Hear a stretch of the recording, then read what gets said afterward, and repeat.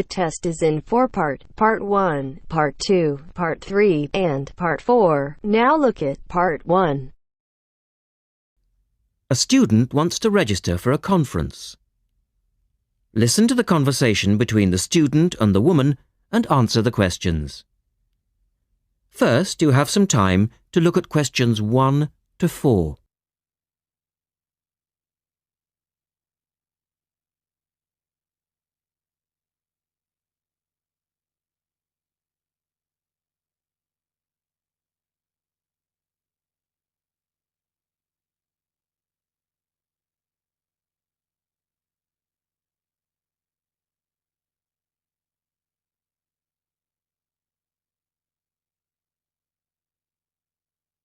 Look at the registration form.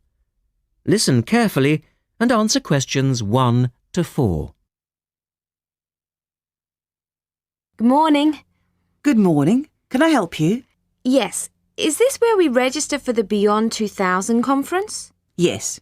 What's your name and I'll get your conference bag. Well, I haven't actually registered yet. I was told I'd be able to register today, so I hope that's okay. I've just arrived in Melbourne. That should be fine if you're a student. I'll need to take your details though. So, can I have your full name? Yes, sure. It's Melanie Mitchell. Is that Mitchell? Yes, that's right. And that's Ms., not Miss. OK, fair enough. And what's your address, Melanie? I live in student accommodation at Sydney University, so my address there is Room 66, Women's College, Newtown. OK. And which faculty are you studying in? I'm in the Faculty of Education. I'm doing a Master's in Primary School teaching. Right. And may I see your student card because I need to verify that you're a current student? Yes, sure. Here it is. My number is 994578ED. The woman asks the student some more questions about the conference. Look at questions 5 to 10.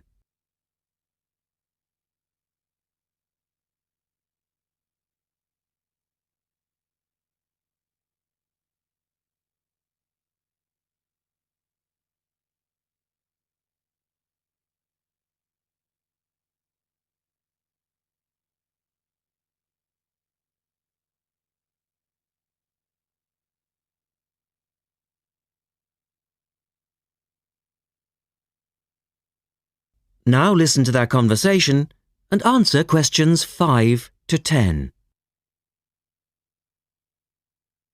OK. Now, do you want to attend all 3 days? The conference runs from Thursday to Saturday. Yes, I think so, if I can afford it. What does it cost? Well, you're eligible for a student discount, which makes it $15 for a day registration or $40 for the 3 days, though it is possible to register for half a day only. I'll register for all 3 days, please. Good. Now, will you be requiring accommodation while you're here in Melbourne? Yes, I suppose I will. What's available? Well, we have several levels of accommodation. You can share a room with another student for $25 a night. Or you can have your own room but share the bathroom. I believe it's just down the corridor. That's $45. Right. Or you can have a single room with your own bathroom. I don't mind sharing a room. On second thoughts, yes, I do. I'll have my own room, but I'll share the bathroom. Right. Now, the conference fee does not include meals, though you do get tea and coffee in the breaks. Shall I put you down for lunch? That's an extra $10 a day. And there's the conference dinner on Friday night, which is $25. Oh, and what about breakfast? Hang on a minute. It's all starting to sound rather expensive. I'll have the lunch, but not the dinner or breakfast, if that's okay. Perfectly okay. Now, a couple of other things.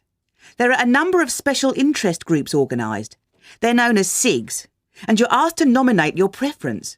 They'll take place on the Friday afternoon and Saturday morning, but they're filling up quickly, which is why you need to nominate now.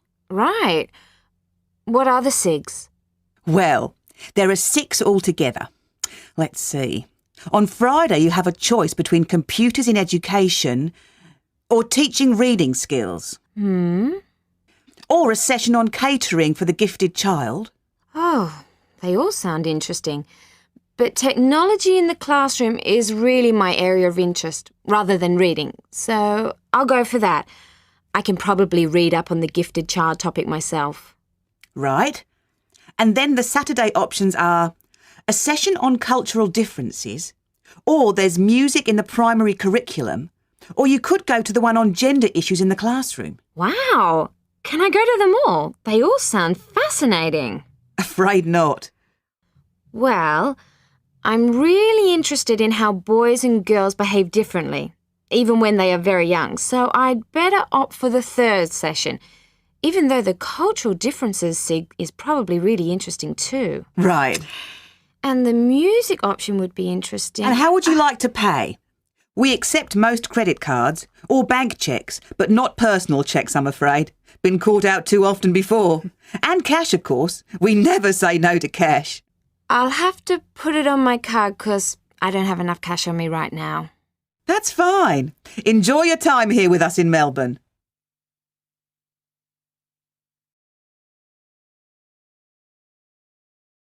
That is the end of part 1. You now have half a minute to check your answers.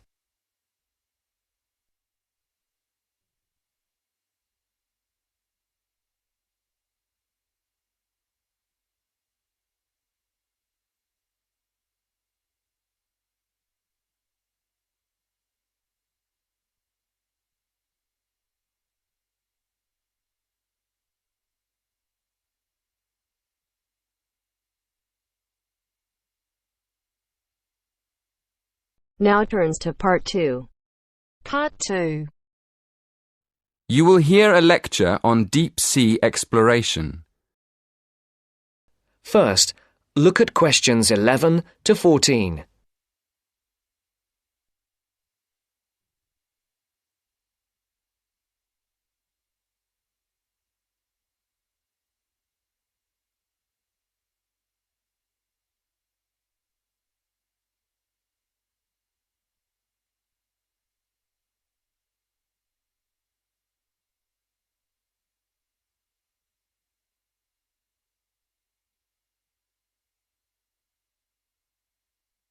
Listen carefully.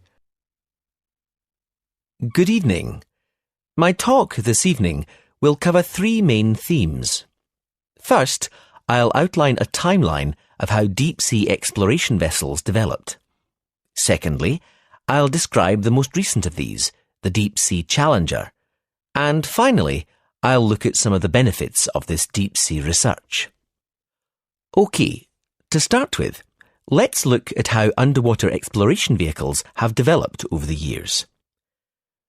The first manned deep-sea exploration vessel was invented in the 1920s. It was called a bathysphere, better known as a diving bell. It was basically a round metal structure with windows with just enough room for 2 men to sit in. And it was lowered into the ocean on a cable. The first descent in the diving bell took place in 1930, and in 1934 it went down to a depth of nearly 1,000 metres, which was impressive for the time. The problem with the diving bell was that it had no power of its own, and there wasn't much room for the researchers to move around. So, the next development after the diving bell was the bathyscaphe, a small manned submarine invented in the 1940s. The difference between the two was that the bathyscaphe had its own power source, which allowed the scientists to investigate in the depths of the ocean more freely. A bathyscaphe called the Trieste reached a record depth of 10,000 metres in 1960. Since then, a new record has been set by James Cameron, who descended to a depth of 11,000 metres for the first time in 2012. Before the broadcast continues, look at questions 15 to 20.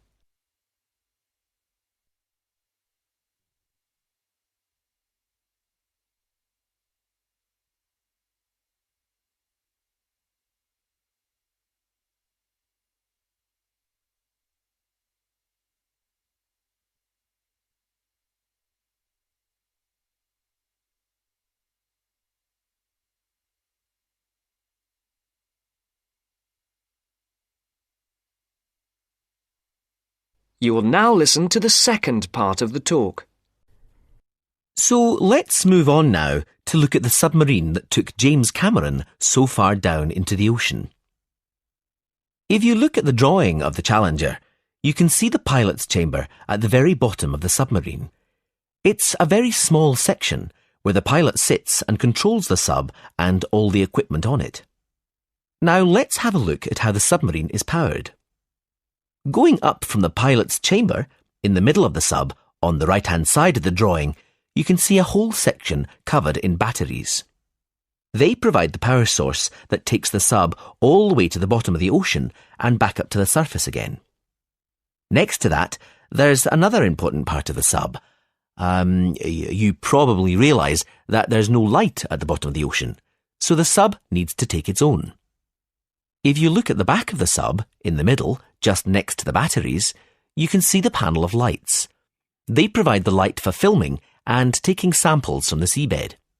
And one more part of the sub, which is important for navigation and to stop it spinning out of control, is the large fin at the back. You can see it at the back of the sub, at the top of the drawing. OK, to conclude my talk, I'm going to ask a couple of questions. First, what is the purpose of this deep-sea exploration?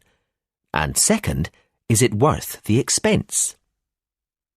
I think one of the justifications for spending so much money on this kind of research is that it allows scientists to understand more about the surface of the Earth.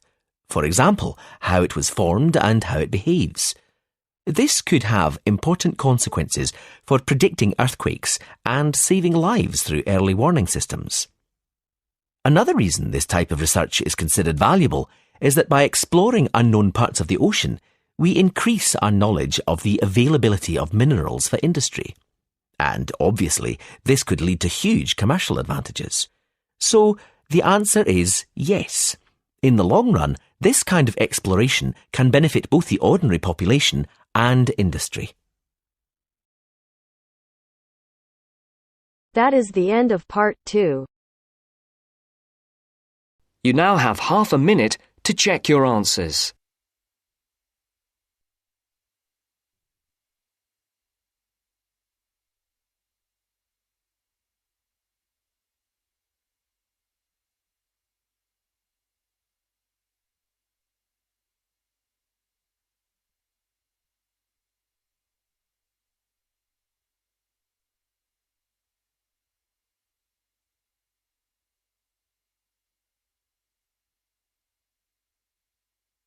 Now turns to part 3. Part 3. You will hear part of a lecture about psychology. First, you have some time to look at questions 21 to 24.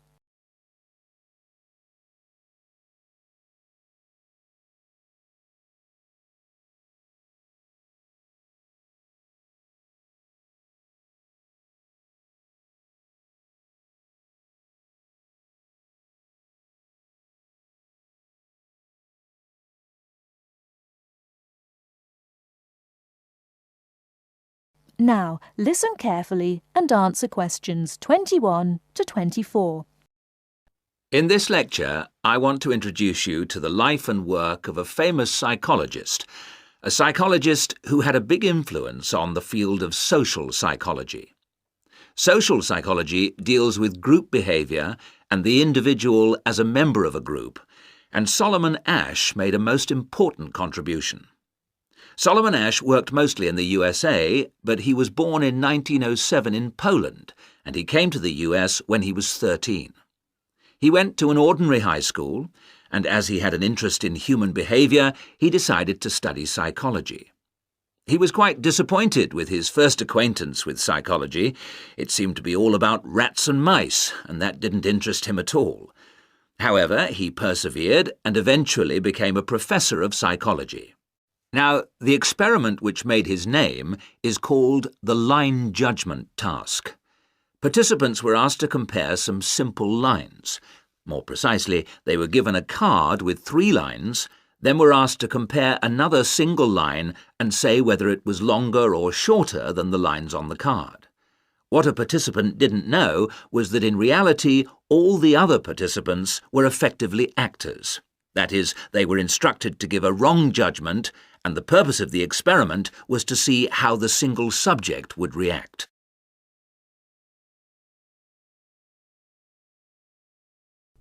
Before you hear the rest of the talk, you have some time to look at questions 25 to 30.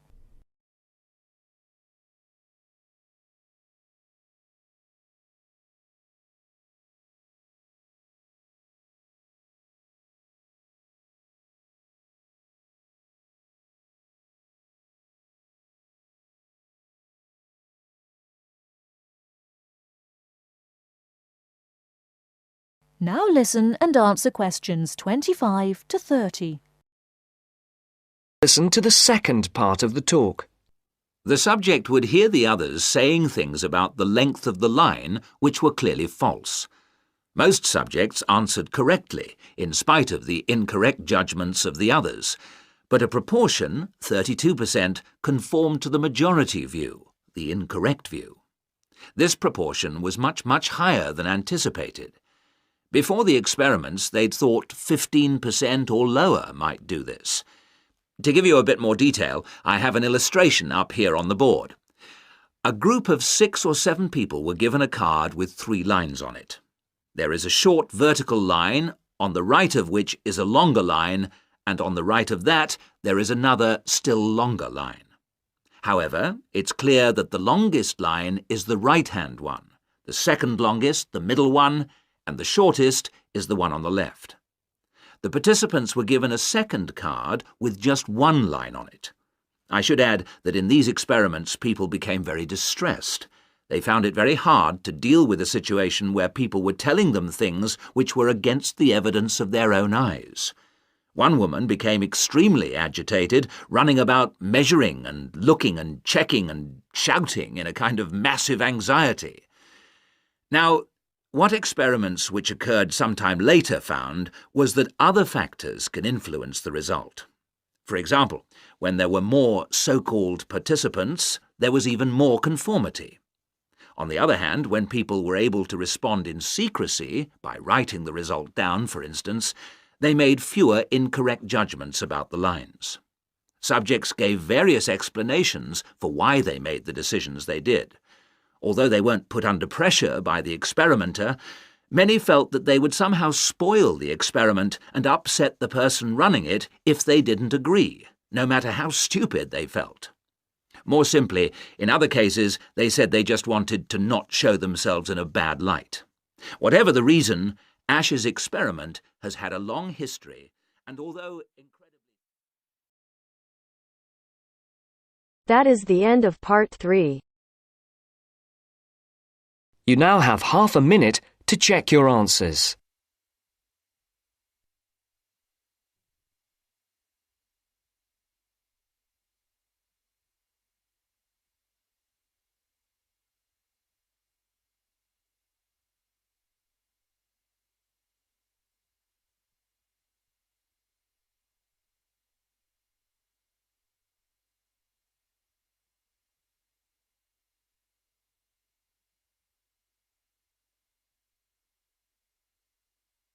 Now turns to part 4. Part 4. You will hear a presentation by a student about a website she has designed for a supermarket. First, you have some time to look at questions 31 to 40 on pages 113 and 114.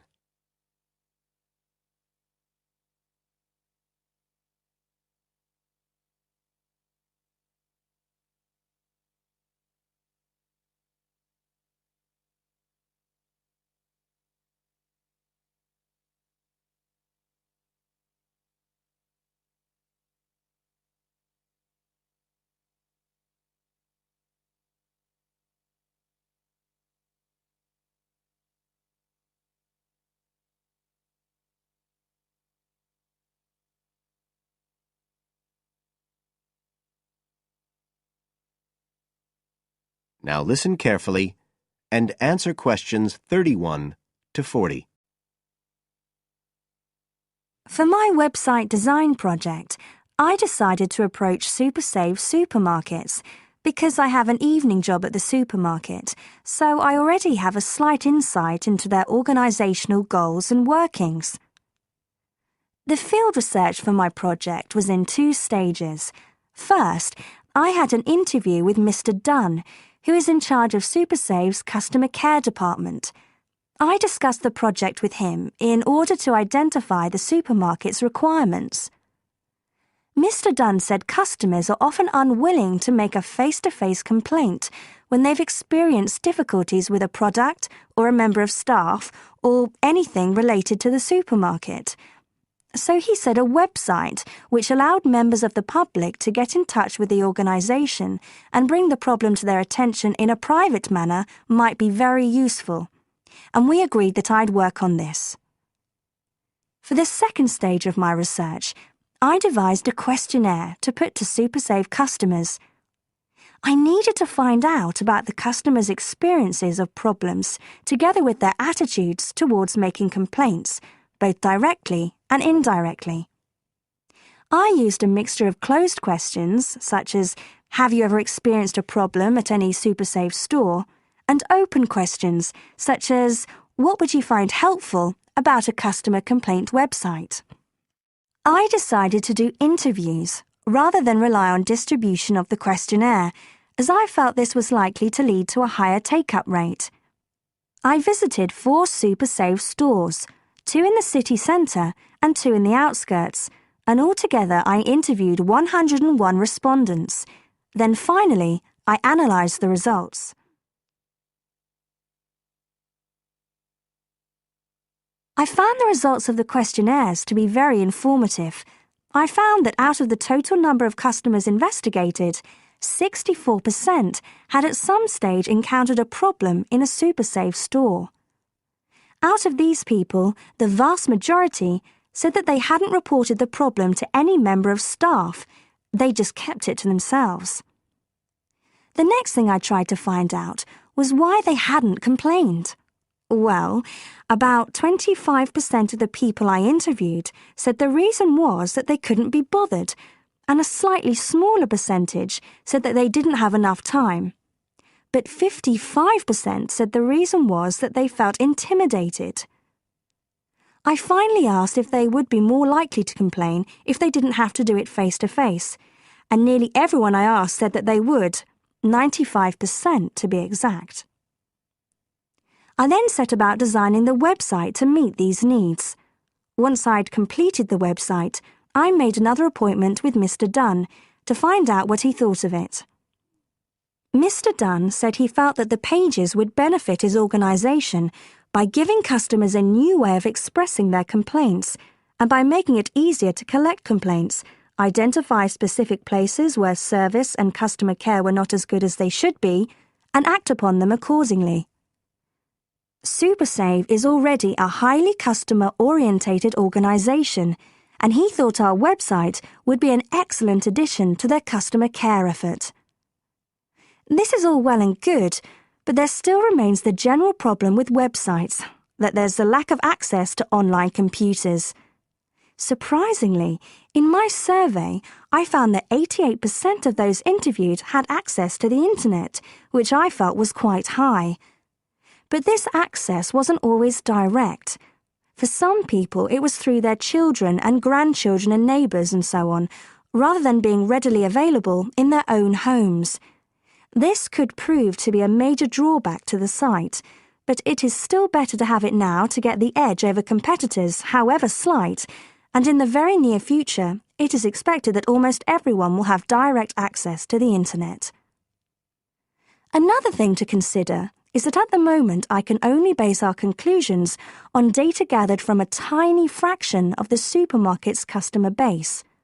In order to get a better idea of how the site is doing and to see how well I have met my objectives, the site will need to have been up and running for at least a few months. After this time, it'll be possible to see whether or not people are actually using the site and if it's helping to make improvements to their customer service. It would also be interesting to study the effect of the site on staff at the supermarket. morale could be dented as more complaints come in. Staff may feel they are being unfairly criticised and that there is no need for another way for customers to complain. But also, the site could boost morale by making staff come together to overcome the constructive criticism, and they may gain more job satisfaction by knowing that they are making a difference to the customer. So, overall, I feel my website has met my objectives, but there is scope for improvement and expansion. Are there any questions? That is the end of part 4. You now have half a minute to check your answers.